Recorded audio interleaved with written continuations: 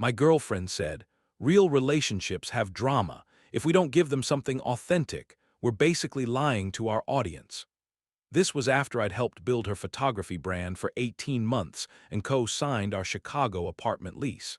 I simply replied, our relationship isn't content. Then I started noticing tiny red lights around our apartment and discovered she'd been live streaming our private arguments for 3 weeks.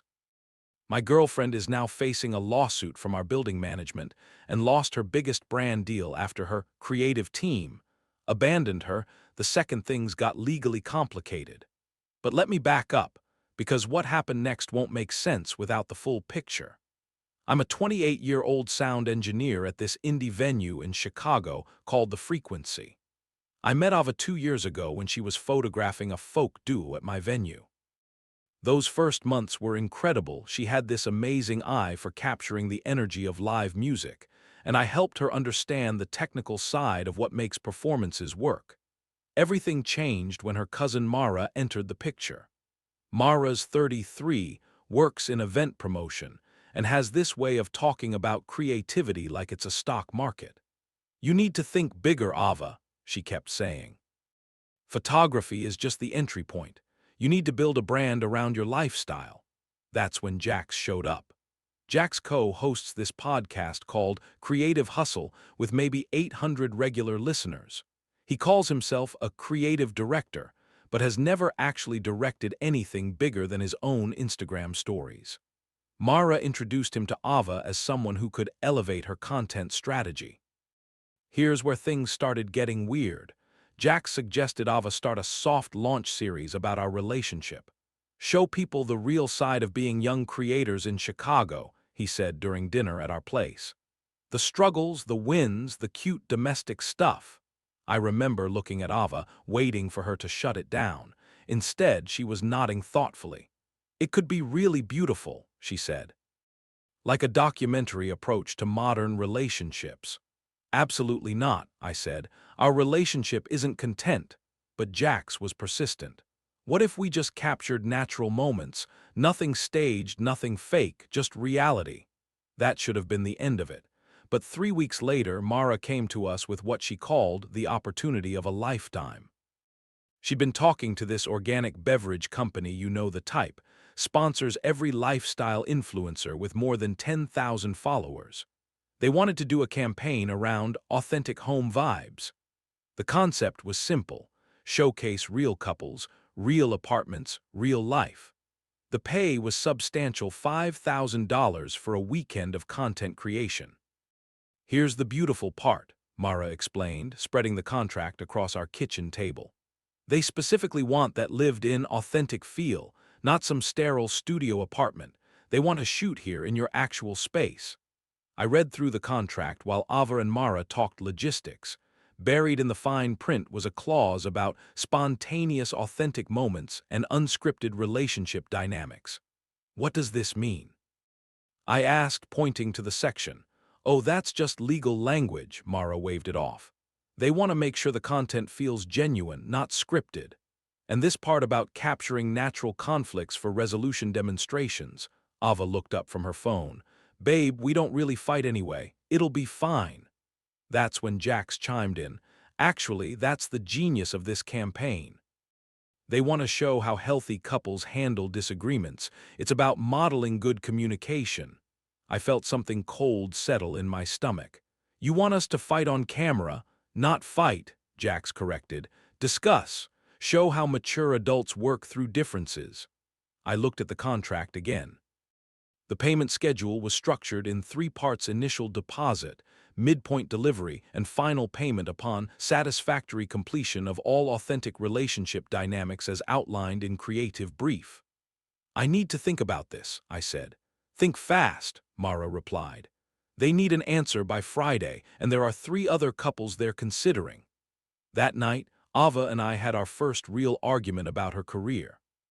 You're being controlling, she said as we got ready for bed. This is exactly the kind of opportunity I've been working toward. I'm not comfortable performing our relationship for a beverage company. We wouldn't be performing anything, we'd just be ourselves. Ourselves, except when we need to manufacture a conflict for content. God, Nate, you make it sound so manipulative. They want authenticity. That includes the full spectrum of human emotion. We went to bed angry for the first time in months. Against my better judgment, I eventually agreed to lifestyle shots only. Cooking breakfast together, listening to music, that kind of thing. Nothing too personal. That was my first mistake. The second mistake was not paying attention when Jax showed up to scout the space 3 days before the shoot. He walked through our apartment with his phone out, taking photos and short videos. Just documenting the light, he explained.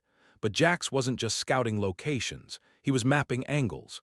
The shoot was scheduled for Saturday morning. Friday night, Ava was nervous energy personified, cleaning, rearranging furniture, trying on different outfits. Saturday morning, the crew arrived at 9 a.m. sharp. Jax with a professional camera, Mara with equipment, and 2 women who introduced themselves as brand representatives. The first few hours went smoothly. We made coffee, shared breakfast, listened to music. The brand rep seemed satisfied with the authentic domestic vibes they were capturing. I started to relax. That's when Jax suggested we address the elephant in the room. "What elephant?" I asked. "Well," one of the brand reps consulted her notes, "our research shows that audiences connect most with couples who can show vulnerability. The campaign concept specifically calls for a moment of authentic communication." "We've been communicating all morning," I pointed out. "True communication," Jax clarified. "About something that matters, something real." I looked at Ava. She was chewing her bottom lip, the way she does when she's uncomfortable but doesn't want to rock the boat. "What did you have in mind?" she asked. "Well, you mentioned that Nate had concerns about the campaign itself," Mara said. "Maybe you could talk through that, show how you navigate different perspectives." That cold feeling was back in my stomach. "You want us to argue about this campaign while you film it?" "Not argue," one of the brand reps said quickly. "Discuss. Model healthy disagreement." I should have ended it right there. But Ava was looking at me with this expression that said, "Please, just this once, help me build something bigger than what I have." So I agreed to a light discussion about work-life balance. The conversation started innocuously enough. Ava talked about her creative ambitions. I talked about the importance of keeping some things private. It was civil, thoughtful, the kind of discussion we might actually have in private. But then Jax started directing. "Nate, can you lean forward a bit? We're losing your energy." "Ava, that was great, but can you be a little more passionate about your point?" "Actually, Nate, can you push back a little more? Really advocate for your position." What started as a gentle conversation about boundaries slowly morphed into something sharper, something that felt less like us and more like performance. And that's when I noticed the small red light blinking behind the succulent on our kitchen counter. I stopped mid-sentence. "What is that?" "What's what?" Jax followed my gaze, and his face went just slightly pale. "That red light." "Oh, that's just a backup audio recorder," he said quickly. "For backup sound in case the main mic has issues. But I know recording equipment. I know the difference between an audio recorder and a camera." "That's not an audio recorder," I said, standing up. "That's a camera." The room went very quiet. "Nate," Ava said carefully, "let's just finish this segment and then we can. How long has that been recording?" Jax was looking everywhere except at me. "Look, it's just for B-roll footage, nothing we'd use without your permission." "How long has it been recording?" Mara cleared her throat. "Since we started the conversation segment." "The conversation segment that was supposed to be just between Ava and me." "Nate," one of the brand reps tried to intervene, "I assure you we only use footage that everyone approves. Turn it off." "Of course we can. Turn it off right now." Jax reluctantly retrieved the small camera from behind the succulent. "Look, nothing goes live without everyone's consent. This is all standard practice." "Standard practice is telling people when you're recording them." That's when Ava said something that changed everything between us. "Nate, you're making this way bigger than it needs to be. It's just content." Just content. Our private conversation about our relationship boundaries was just content. "Everyone out," I said. "Now."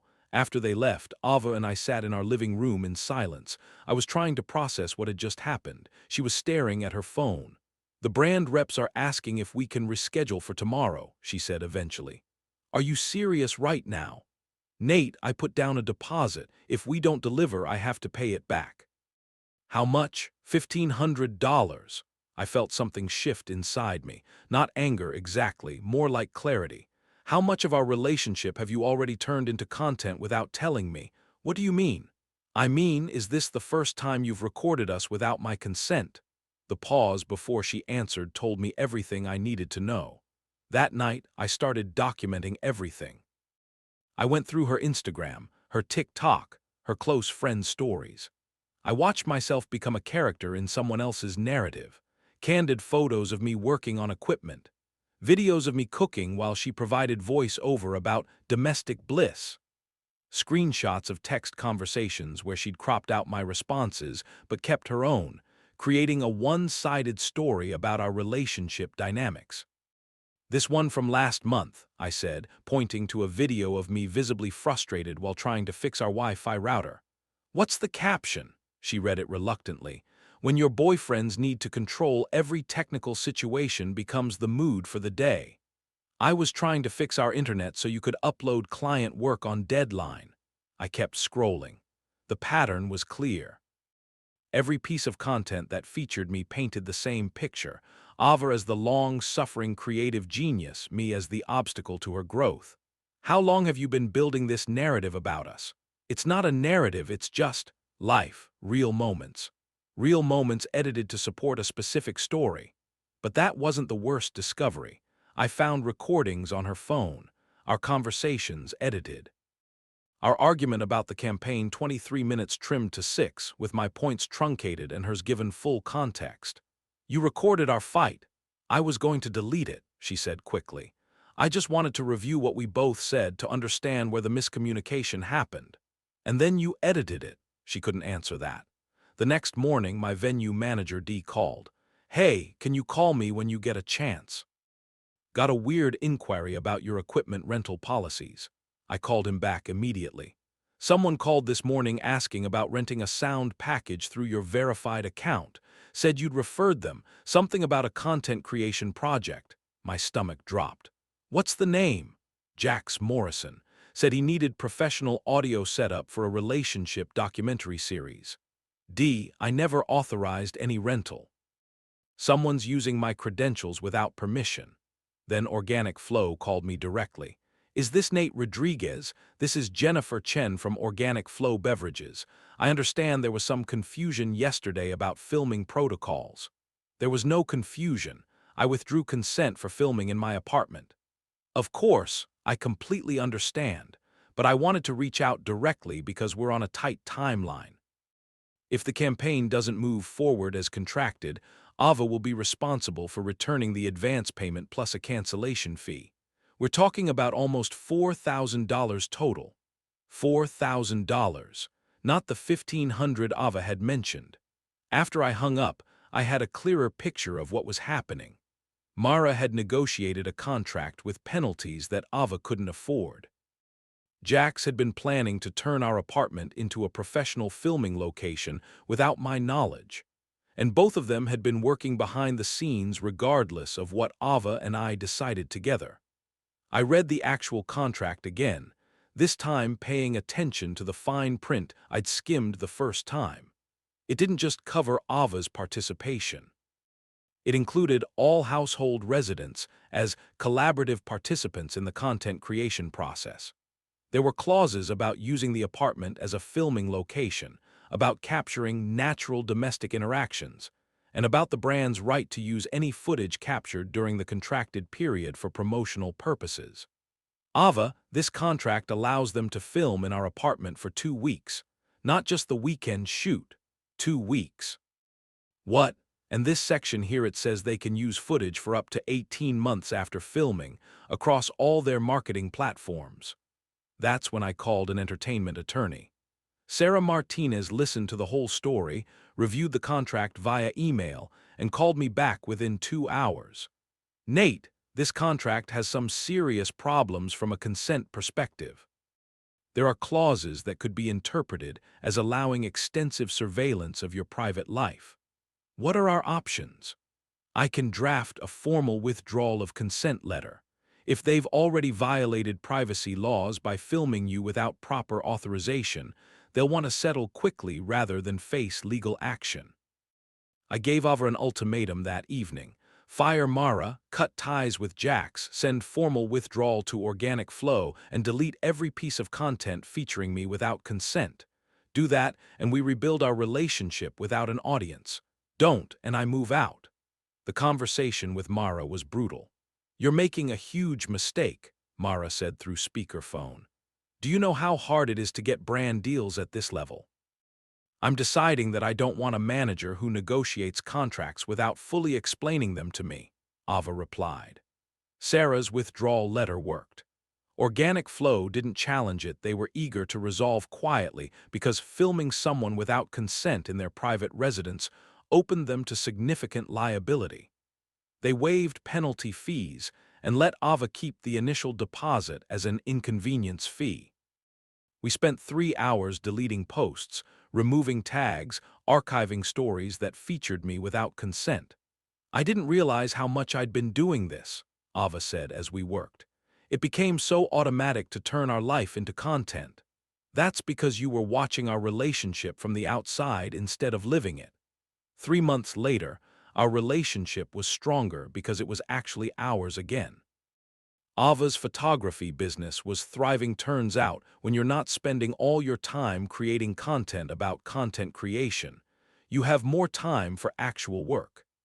She'd started documenting Chicago's independent music scene and got picked up by local magazines interested in her artistic vision, not her personal brand. As for Jax and Mara, their creative partnership collapsed when other couples started asking harder questions about consent policies after our situation. The creator economy promises you can turn your life into livelihood, but once you start viewing life as content, you stop living it as life. Real relationships need privacy to grow. Space for mistakes, boring moments, conflicts that don't resolve neatly for audiences. That's the difference between being a creator and being content. And that difference saved our relationship.